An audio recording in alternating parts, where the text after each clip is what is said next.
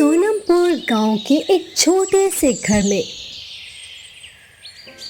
बानो और पारो नाम की दो सौतेली बहनें रहती थी।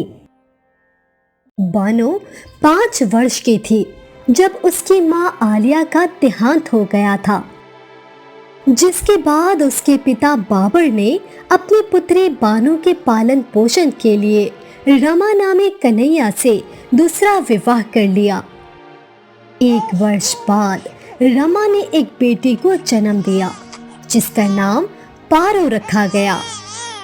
फिर कुछ वर्षों के बाद बाबर का भी देहांत हो गया, जिसके बाद रमा ने ही अकेले बानो और पारो का पालन पोषण किया। इस तरह धीरे धीरे समय बीतता गया। एक दिन बानो नदी से पानी भरकर ला रही थी जब पारो भी उसके साथ थी। बानो, एक मटका तुम उठा लो ना, देखो ना ये बहुत ही भारी है, मैं ये दोनों मटके उठाकर और नहीं चल पाऊंगी। तुम्हारी इतनी हिम्मत कि मुझे मटका उठाने को कहा। अरे तुम्हें तो मेरा आभारी होना चाहिए जो नदी तक साथ आ गई हूँ, मगर तुम तो मेरे सर पर चढ़ने लगी हो। अरे चुपचाप चलो वरना अम्मा से तुम्हारी शिकायत लगाऊंगी। अपनी सौतेली माँ रमा का नाम सुनकर बानो कांपने लग जाती है, क्योंकि उसे पता था यदि पारो ने रमा से उसकी शिकायत लगा दी तो बानो की खैर नहीं। अच्छा ठीक है, मैं ये दोनों मटके स्वयं उठा लूंगी, पर कृपा करके तुम अम्मा से कुछ मत कहना। हाँ, पर अभी वो दोनों बात कर ही रहे थे जब वहां से पास वाले राज्य के महाराज विक्रम अपने मंत्री के साथ आ गए। तुम दोनों कौन हो और इस समय इस घने जंगल में क्या कर रही हो? क्या कोई समस्या है? मैं पास वाले राज्य का महाराज विक्रम हूँ और हर सोमवार को यहाँ शिकार करने आता हूँ। अगर तुम्हें किसी मदद की आवश्यकता है तो मुझे बताओ। सलाम महाराज, मैं पारो हूँ, इधर पास वाले गांव से ही आई हूँ और ये हमारी नुकरानी है। कई वर्षों पहले इसकी माँ का देहांत हो गया था तो पिताजी इसे हमारे घर ही ले आए। हाँ, माँ ने तो पिताजी को बहुत रोका कि हम गरीब लोग हैं, एक अनाज का बोझ कैसे उठाएंगे, परंतु पिताजी नहीं माने। आपका बहुत बहुत धन्यवाद, पर बानो रोज ही यहाँ नदी से पानी भरने आती है, इसीलिए इसे मदद की कोई आवश्यकता नहीं। इतना कहकर बानो पारो को लेती हुई वहां से चली गई। फिर कुछ दिनों बाद, पारो, क्या तुम मेरे साथ उसी घने जंगल चल सकती हो? अरे तुमने क्या मुझे अपना नौकर समझा हुआ है? मैं आज इतनी धूप में कहीं नहीं जाने वाली। चलो ना पारो, मैं तुम्हें वहाँ एक बहुत ही अहम बात बताना चाहती हूँ। मुझे तुम्हारी मदद की भी आवश्यकता है, इसीलिए तुम मेरे साथ चलो ना। क्या? पर तुम मुझे कौन सी खुफिया बात बताना चाहती हो? अगर इतनी ही अहम बात है तो यहाँ ही कर लो ना। नहीं ना पारो, यहाँ नहीं कर सकती, ये बात केवल हम दोनों के बीच रहनी होगी। और तुम तो मेरी बहन हो ना, मैं तुमसे अपनी बातें नहीं करूँगी तो किससे अपनी बातें करूँगी? अम्मा का तो मेरे साथ जैसा भी व्यवहार हो, पर मैंने हमेशा तुम्हें अपनी सगी बहन जैसा ही समझा है। बानो पारो को अपने साथ जंगल की ओर ले जाती है, जहाँ एक पेड़ के पास वही महाराज विक्रम खड़े थे। बानो बेटी, तुमने आने में इतना समय लगा दिया और तुम ये साथ में पारो को ले आई। यदि उसे पता चला कि तुम हमारे साथ हमारे महल जाने वाली हो तो कहीं कोई समस्या न खड़ी हो जाए। चिंता की कोई बात नहीं है महाराज, पारो मेरी बहनों जैसी है, मैं अपनी हर बात इसे बताती हूँ। तो ये कैसे हो सकता था कि अपने जीवन का इतना अहम निर्णय लेने से पहले इसको ना बताऊं? क्या मतलब? ये आप दोनों क्या बात कर रहे हो? कौन सा निर्णय? बानो जल्दी बोलो, क्या चल रहा है तुम्हारे मन में? पारो, महाराज विक्रम की अपनी कोई संतान नहीं है, इसीलिए जब तुमने इनको बताया कि मैं अनाथ हूँ तो वो चाहते हैं कि अब से मैं इनके साथ इनकी पुत्री बनकर रहूं। हाँ बानो, मैं वर्षों से बिल्कुल तुम्हारी जैसी एक बेटी की प्रार्थना करता था और देखो आज अल्लाह ने मेरी सुन ली। अब से तुम एक अनाथ नहीं बल्कि मेरे महल में राजकुमारी बनकर अपना जीवन बिताना। ये सब सुनकर पारो मन ही मन में जलने लगती है और सोचती है, ये क्या बानो एक राजकुमारी जैसा जीवन बिताएगी? नहीं नहीं, महाराज की पुत्री होने का अधिकार तो मेरा होना चाहिए था। मुझे अब इस गरीबी भरे जीवन में और नहीं रहना, इसीलिए मुझे कुछ भी करके बानो को रास्ते से हटाना ही होगा। यही सब सोचते हुए पारो इनको वहीं छोड़कर घर आ जाती है। कुछ समय बाद जब बानो कमरे में आई, अरे तुम वापस लौट आई? तुमने तो कहा था कि अब से महाराज के साथ उनके महल में रहोगी, फिर वापस इस छोटे से घर में किस लिए आई हो? वो इसलिए क्योंकि महाराज ने कहा है कि वो कुछ दिनों के बाद पूरे राज्य में ये घोषणा करवाएंगे कि अब से मैं ही इनकी बेटी और सारे धन दौलत की मालकिन हूँ। इसीलिए वो गांव वालों के सामने मुझे पूरे सम्मान से अपने महल लेकर जाएंगे। पर तुम इतनी जल्दी क्यों घर लौट आए? महाराज ने शाही बग्गी तैयार करवाई थी, हम दोनों उसी में साथ आ जाते। वो तो मुझे अम्मा ने एक काम कहा था, वही करने चलती आ गई थी। पर मुझे एक बात करनी है तुमसे, और मैं आशा करती हूँ कि तुम मेरी बात जरूर मानोगी। हाँ पारो, कहो ना, क्या बात है? बानो, तुम्हें महाराज विक्रम को किसी तरह मनाना होगा कि वो तुम्हारी जगह मुझे अपनी पुत्री के तौर पर स्वीकार कर ले। इस तरह उनकी सारी धन दौलत मेरे नाम हो जाएगी। वैसे भी तुम इतने बड़े महल और पैसे का क्या करोगी? तुम्हें तो पता है ना, मुझे हमेशा से अमीर होने का कितना शौक था। ये तुम क्या कह रही हो? मैं ऐसा कैसे कर सकती हूँ? कुछ दिनों के बाद महाराज पूरे गांव वालों को निमंत्रण देकर अपने महल बुलाएंगे, जहां उन्होंने मेरे प्रति घोषणा करनी है। और फिर इतने वर्षों बाद मुझे एक परिवार का प्यार मिलने वाला है, जो कि अम्मा ने आज तक मुझे नहीं दिया। वैसे भी महाराज को अपने लिए एक ऐसी संतान ही चाहिए जो कि अनाथ हो और जिसका इस संसार में कोई ना हो, ताकि महाराज उसको अपनी खुद की संतान कहकर बुलाएं। तुम्हारे प्रति घोषणा करनी थी, पर अब ऐसा नहीं होगा, क्योंकि महाराज विक्रम की सारी धन दौलत पर केवल मेरा अधिकार होगा। इसीलिए मैं तुमसे कह रही हूँ कि महाराज से कह दो कि वो मुझे अपनी पुत्री बना ले। वैसे भी मैं तुमसे ज्यादा बुद्धिमान और सुंदर हूँ, तो महल की राजकुमारी भी मुझे ही बनना चाहिए ना? नहीं, मैं ऐसा नहीं कर सकती पारो। अगर बात केवल एक परिवार मिलने की होती तो मैं तुम्हारी बात मान लेती, परंतु महाराज विक्रम ने साफ साफ कहा था कि वो एक अनाथ बच्चे को ही अपनी संतान बनाएंगे, और अब तो वो मुझे दिल से अपनी बेटी बना चुके हैं।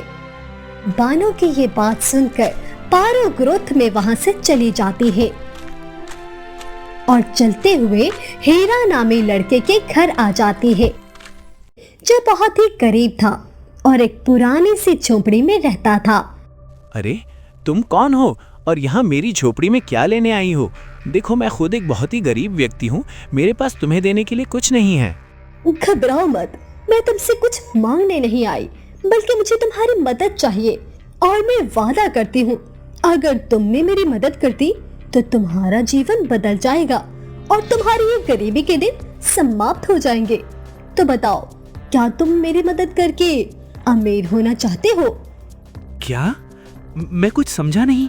कैसी मदद? और मेरे जैसा अनाथ लड़का अचानक से अमीर कैसे हो सकता है? पहले तुम्हें वादा करना होगा कि जो मैं कहूँगी तुम वो करोगे। इसके बाद देखना, तुम्हारे पास ढेर सारी धन दौलत होगी। क्या? सच में? तो बताओ फिर मुझे क्या करना होगा। मैं अमीर होने के लिए तुम्हारी बात जरूर मानूंगा। और फिर पारो हीरा के कान में धीरे से अपनी योजना बताती है। इसे सुनकर हीरा को आश्चर्य हो जाता है। ये तुम क्या कह रही हो? वो तुम्हारी सगी माँ हैं। तुम उनके साथ ऐसा कैसे कर सकती हो? माना कि वो तुमसे प्रेम नहीं करती हैं, पर तुम्हें बेटी होकर अपनी माँ के साथ ऐसा नहीं कर सकती। देखो, मैं अपनी माँ के बुरे व्यवहार से तंग आ चुकी हूँ और अब तो वो मेरा विवाह जबरदस्ती करना चाहती है। मैंने उनको बहुत कहा कि मुझे नहीं करना विवाह, पर उन्होंने ये सुनकर मुझे जान से मारने की धमकी दे दी। इसीलिए अब मेरे पास केवल यही रास्ता बचा है। इसके बाद फिर तुम महाराज विक्रम के बेटे बन जाओगे और तुम्हारे पास पैसे की कोई कमी नहीं होगी। पारो हीरा को अपनी योजना बताकर वहाँ से चली जाती है, जबकि हीरा भी कई सोचों में घिरा हुआ वहाँ से चला जाता है। माँ, आज तुम मेरे साथ जंगल चलो ना। मैंने वहाँ पर बहुत ही स्वादिष्ट फल देखे हैं, वो तोड़ कर लाते हैं। मेरा बहुत मन कर रहा है वो फल खाने का। ओहो पारो, तुझे अच्छे से पता है मेरी टांगों में दर्द रहता है। मैं कोई नहीं जा रही तेरे साथ। तू ऐसा कर, उस बानो को साथ लेकर जा। वैसे भी वो महारानी बहुत समय से कमरे में विश्राम ही कर रही है। नहीं ना माँ, मुझे नहीं ले जाना उसको साथ। वो एक नंबर की मनहूस है। जब भी साथ जाती है कोई ना कोई अपशगुन हो जाता है। इसीलिए आप तैयार हो जाओ, मैं अभी आती हूँ बस। और फिर कुछ समय के बाद जब पारो आई तो रमा ने आश्चर्य से पूछा, ये क्या? तू तो एकदम बानो जैसी दिख रही है। और ये तूने उसके पुराने कपड़े क्यों पहन लिए? अरे अम्मा, एक तो तुम कितने प्रश्न पूछने लग जाती हो। मेरे कपड़े मिले हो गए थे, इसीलिए जो हाथ आए वही पहन लिए। अब चलो ना जल्दी, हमने अंधेरा होने से पहले वापस भी लौटना है। चलो चलो जल्दी करो। अच्छा ठीक है, चल।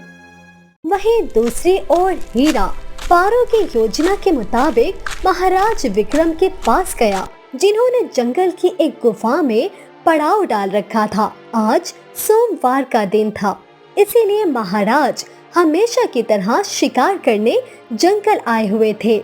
हाँ भाई, कौन हो तुम और यहाँ मेरे पास किस लिए आए हो? सलाम महाराज विक्रम, मैं हीरा हूँ। यहाँ पास ही एक झोपड़ी में रहता हूँ। मैंने सुना है कि आप बानू नाम की कन्या को अपनी पुत्री बनाना चाहते हैं और कुछ ही दिनों बाद उसे राजकुमारी की पग मिलने वाली है, जिसके अनुसार आपकी सारी धन दौलत की वो ही अगली मालकिन होगी। हाँ, ये तो एकदम सत्य है, परंतु इतना सब कुछ तुम्हें किसने बताया? मैंने तो अभी बानो को कहा था कि जब तक मैं पूरे गांव में घोषणा नहीं करवा लेता, इस राज को खुफिया रखना है। महाराज, वो सब मैं आपको बाद में बताऊंगा। पहले आप मेरे साथ चलिए और इस बानो का असली रूप देखें। जिस बानो को आप एक नेक दिल और दयालु लड़की समझकर अपनी पुत्री बनाने जा रहे हैं, वो असल में एक दुष्ट लड़की है। अपनी बकवास बंद करो हीरा, ये तुम क्या बोले जा रहे हो? तुम्हें पता है ना कि बानू अब कोई साधारण लड़की नहीं है, बल्कि मैंने उसको अपनी बेटी बनाने का निर्णय ले लिया है। महाराज, यदि आपको मेरी बात पर विश्वास नहीं है तो स्वयं चलकर मेरे साथ देख लीजिए। अगर मैं झूठ बोल रहा हुआ तो आप मुझे कड़ी से कड़ी सजा दे दीजिएगा। ठीक है, चलो मेरे साथ। इतना कहते ही महाराज विक्रम हीरा के साथ जंगल की गहराई में आ जाते हैं। हीरा ये सुनकर चुपचाप वहाँ से चला जाता है और दूसरी ओर महाराज विक्रम अपने महल के कक्ष में उदास बैठा था। बानो, मैंने मन से तुम्हें अपनी पत्री स्वीकार कर लिया था। कितनी इच्छा थी मेरी कि तुम्हें अपनी बेटी बनाकर महल ले जाऊंगा। तुम वर्षों से मेरी एक संतान की कमी को पूरा कर दोगी, पर मैं गलत था। तुम भी एक साधारण लड़की ही निकली जिसको केवल पैसे की लालच थी। अरे मैं तो समझा था कि तुम्हें भी एक ऐसे माता पिता की इच्छा होगी जो सच में तुमसे प्रेम करें और तुम्हें अपनी राजकुमारी बनाकर रखें, पर तुम तो एक कातिल निकली जिसने अपनी ही माँ की हत्या कर डाली। अरे पैसे के लिए तो तुम मेरी भी जान ले सकती हो, मैं तुम्हें कभी क्षमा नहीं करूंगा। वहीं कुछ समय बाद पारो घर जाती है और बानो से कहती है, बानो बानो, वो अम्मा को बहुत चोट आई है। तुम तुरंत चलो मेरे साथ, वरना अनर्थ हो जाएगा। जल्दी चलो ना बानो। क्या अम्मा ठीक तो है ना? क्या हुआ है उन्हें? पारो कोई अधिकतर दिए बिना ही बानो को लेकर जंगल की ओर चली जाती है। चलते चलते वो एक गुप्त गुफा के पास आ जाती है। वो कोई साधारण गुफा नहीं थी, बल्कि एक ऐसी विचित्र गुफा थी जहां अगर कोई मनवश चला जाता तो उसका बाहर आना संभव नहीं था। पारो, यहाँ तो कोई नहीं है। तुम बताओ ना, अम्मा कहाँ है? अरे अरे अरे अरे, रुको, जरा धीरज रखो। इतनी भी जल्दी क्या है? इस गुफा के अंदर जाकर तो देखो। जाओ जाओ, इस गुफा में जाकर देखो ना। जैसे ही बानो उस गुफा में पैर रखती है तो पारो उसको पीछे से अंदर की ओर धक्का देकर जोरों से हंसने लग जाती है।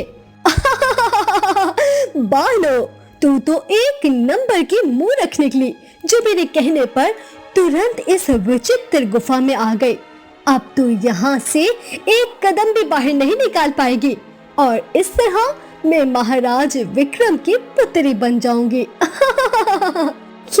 ये तुम क्या कह रही हो पारो? तुमने तो मुझे कहा था कि अम्मा को चोट आई है, वो किसी बहुत बड़े संकट में है, और ये मैं इस गुफा से बाहर क्यों नहीं आ पा रही? बोलो ना पारो, चुप क्यों हो? अरे मूर्ख लड़की, जिस अम्मा को बचाने तुम मेरे साथ यहाँ इस घने जंगल तक आई हो, वो तो कब की खाई से गिरकर इस संसार से जा चुकी है, और अब अगली बारी तुम्हारी है, क्योंकि इस गुफा से तुम्हें कोई नहीं निकालने वाला। क्या तुम अपनी सगी माँ के साथ ऐसा कैसे कर सकती हो पारो?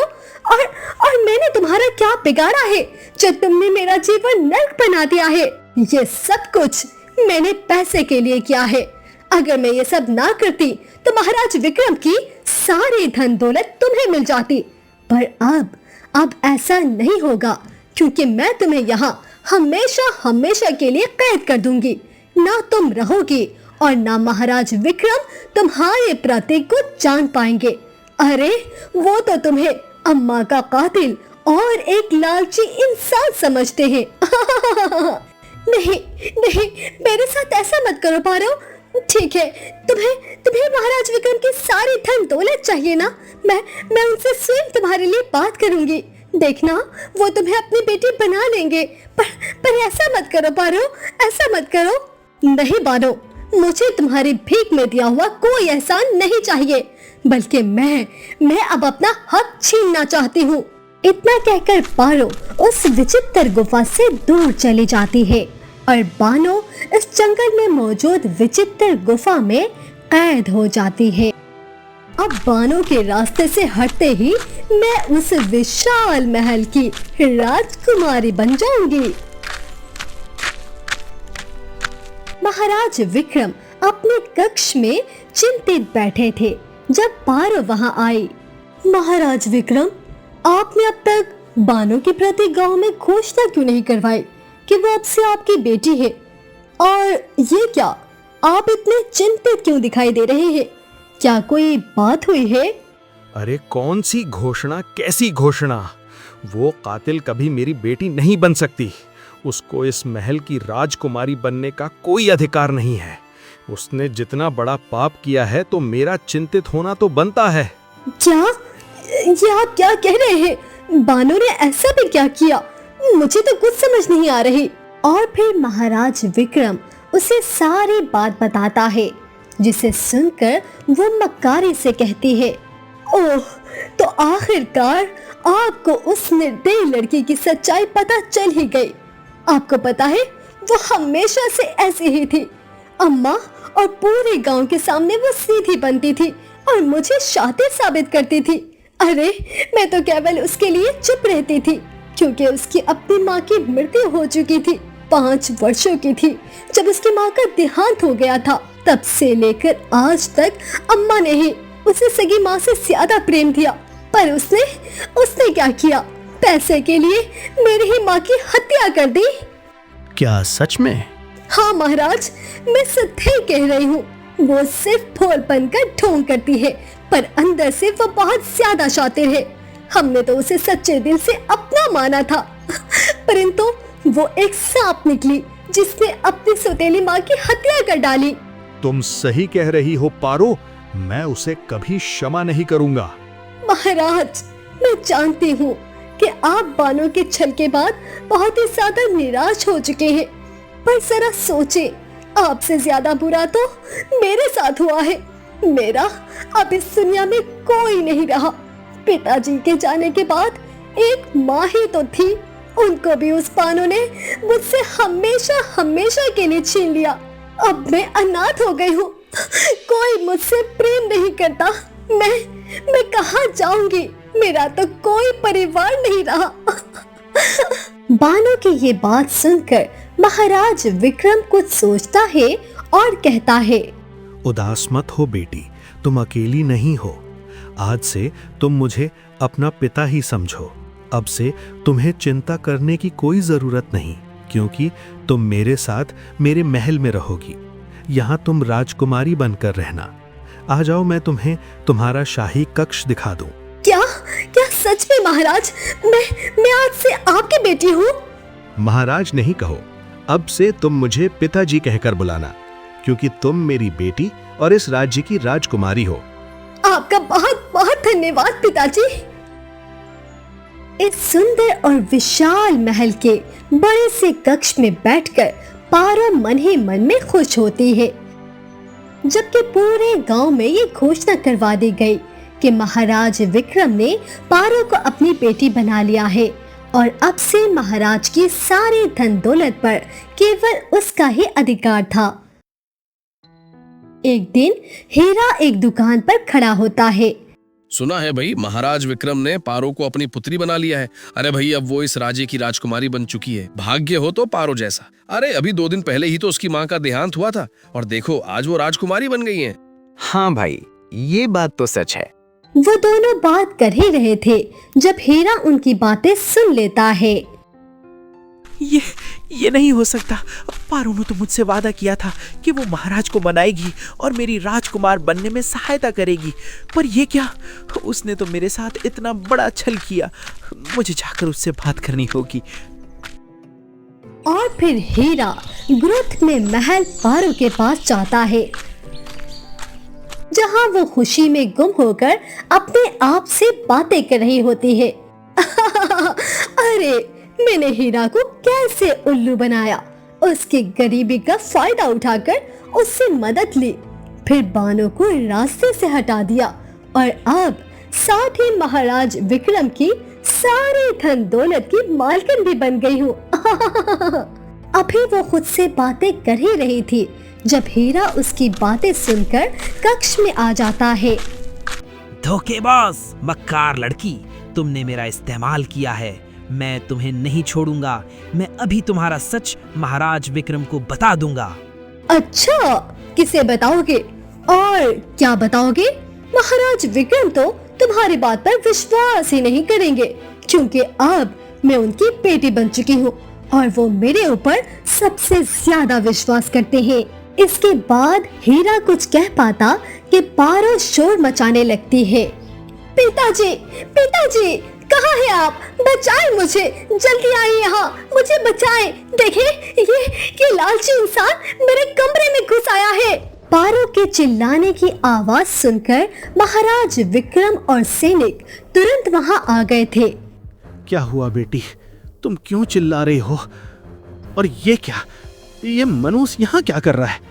पिताजी, ये बानो का प्रेमी था। जब इसको पता चला कि आपने बानो के बजाय मुझे अपनी बेटी बना लिया, तो ये यहाँ मेरे पास आ गया और मुझसे विवाह का कहने लगा।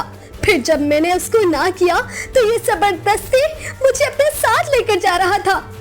पिताजी, ये आपकी बेटी और इस महल की राजकुमारी का अपहरण करने आया है। मुझे नहीं करना हीरा से विवाह। आप मुझे इस लालची आदमी से बचा ले पिताजी। क्या? ये तुम क्या कह रही हो मक्कार लड़की? इतना बड़ा आरोप मेरे ऊपर कैसे लगा सकती हो? महाराज, ये झूठ बोल रही है।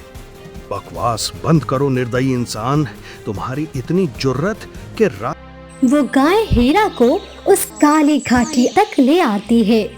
अब यहाँ से आगे तुम जाओ। वो सामने जो विचित्र गुफा है, वही पारो ने बानो को कैद किया हुआ है। चलो जल्दी करो, जाओ अंदर। ठीक है गाय, तुम्हारा बहुत बहुत धन्यवाद। अब मैं चलता हूँ।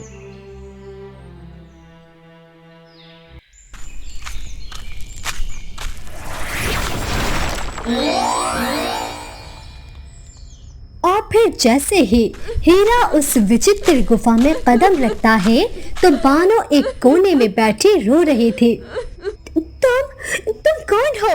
और इस विचित्र गुफा में क्यों आए? चले जाओ इधर से। यहाँ पर जो भी मनवश आता है वो वापस नहीं जा पाता। चले जाओ यहाँ से। घबराओ मत बानो, मैं हीरा हूँ और तुम्हें यहाँ से निकालने आया हूँ। इसके बाद हीरा उसको सारी बात बताता है।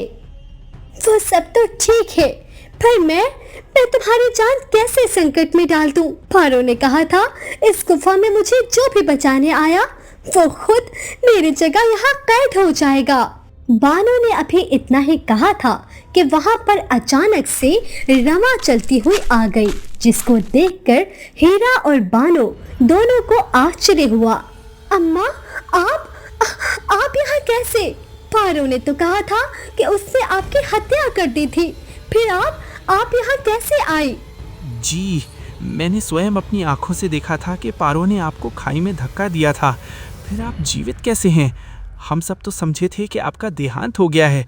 और वो गाय कहाँ चली गई जो मुझे इस गुफा तक लाई थी? तुमने ठीक देखा था हीरा, पारो ने मुझे खाई में धक्का तो दे दिया था, परंतु मुझे एक परी ने बचा लिया था और अपनी सौतेली बेटी बानो के साथ इतने बुरे व्यवहार की सजा में मुझे एक गाय के रूप में दे दिया। उस परी का कहना था कि मैं केवल तभी मनवश के रूप में दोबारा आ पाऊंगी जब एक बहादुर व्यक्ति इस विचित्र गुफा में किसी निर्दोष की जान बचाने आएगा। अब जब तुमने अपनी जान का बलिदान देने का निर्णय ले लिया तो मेरी सजा अब से आप खत्म हो गई और मैं फिर से रमा के रूप में आ गई। चलो अब हम सब महाराज विक्रम के महल चलते हैं और उनको पारो का असली रूप दिखाते हैं। इतना कहते ही वो तीनों महल की ओर चल पड़े। वहां पहुंचकर जब पारो ने अपनी मां रमा को एक बार फिर से जीवित देखा तो डर से कांपने लगी।